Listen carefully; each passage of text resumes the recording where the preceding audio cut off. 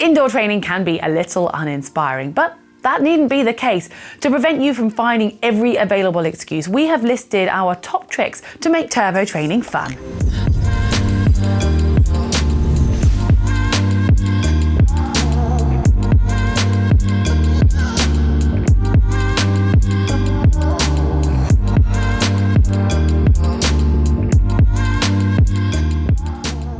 There is no escaping that being on the bike inside is nothing like riding outside. You haven't got the elements, you haven't got the change in road surface, you're not going up and down, there's no corners to negotiate, and you're not passing any lovely scenery, so the time can drag. Yes, it can really drag.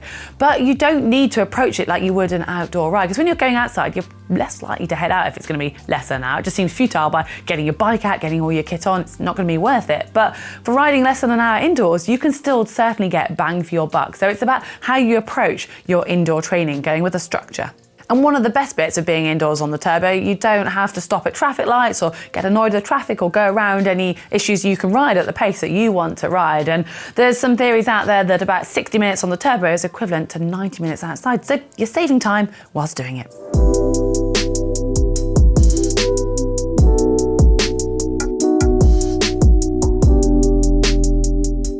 It's really not that long ago that doing a turbo session or riding on your trainer involved you sitting, staring at a wall whilst working hard, and all you had was your imagination and maybe a bit of a structure of a session to entertain you. But thankfully, that has all dramatically changed. You've now got the option of apps and various online platforms, and we would recommend you embrace that. And you've got so many options out there, whether that's something like Trainer Road or Sufferfest, which offer you their own variation of training plans and workouts, or perhaps you'd prefer Ruby that lets you stimulate race courses from all around the world, which is a rather cool concept. But it's unquestionably Zwift that has revolutionized the world of indoor riding.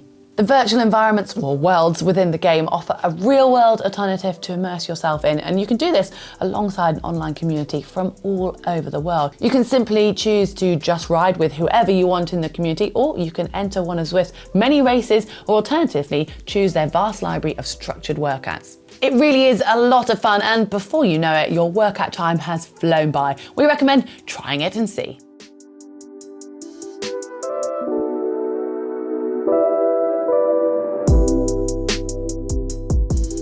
Okay, whether you are embracing the fun that technology can offer or not, there are so many ways which you can distract yourself, and probably more so when you're riding indoors than out. So why not make the most of them? For example, it's probably not a good idea to listen to music whilst you're out on the road for safety reasons, but when you're on a turbo, you can either crank it up loud if you've got a nice sound insulation room, or invest in some good headphones and listen to your favorite tunes. Alternatively, if music isn't your thing, you can get a podcast or maybe even some audiobooks that you've just not found the time to listen to. And then if you want some visual stimulation, why not get up a movie you've been dying to watch, or maybe work your way through a box set. That's a great incentive to go and do your next turbo session. Or if you want to get something really involved and work extra hard, then why not get involved in a race on Zwift or whatever platform you're using, as it's a great way to just sort of replicate more of an outdoor situation and get you working really hard without even realizing that you are.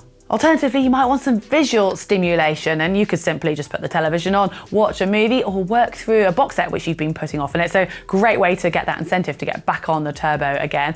Or maybe you want to watch some live racing, whether that's cycling or triathlon, and you could turn it into an interval session of going hard whenever you see maybe your favorite athlete on screen.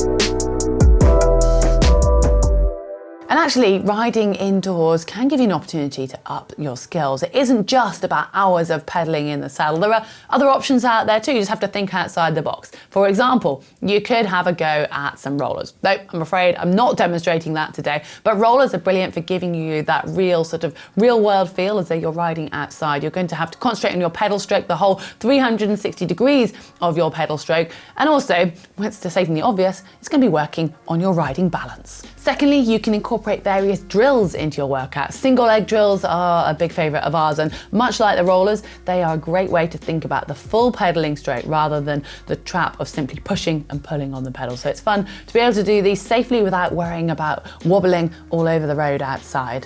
And you can even have a bit of fun and work on engaging the core a bit more by taking your hands off the handlebars every 10 to 15 minutes and trying to lower yourself down towards your handlebars, seeing if you can get your nose to touch. Yeah, I would certainly recommend not doing this one outside. I'm not even sure I can manage this one inside, but it's something fun to try. Just like riding a bike outside, gear and equipment will play a big part in your enjoyment level. So make sure you've got the right kit. Obviously, when you're indoors, you still want to have a good pair of shorts, but it doesn't matter so much what you wear on the top half. And it's about keeping cool. I would recommend investing in a fan, because even if you start off cold, you're soon going to get pretty sweaty. And for those really long, tough sessions, even with a fan, you might want to consider even changing your clothes maybe part way through to get rid of some of that sweatiness. And it's a nice way to break up a long session, and maybe when you're getting changed, even go and grab yourself a coffee just like you would in a normal ride. And that way mentally it's much easier to approach, and it feels a little bit more like you're riding outside.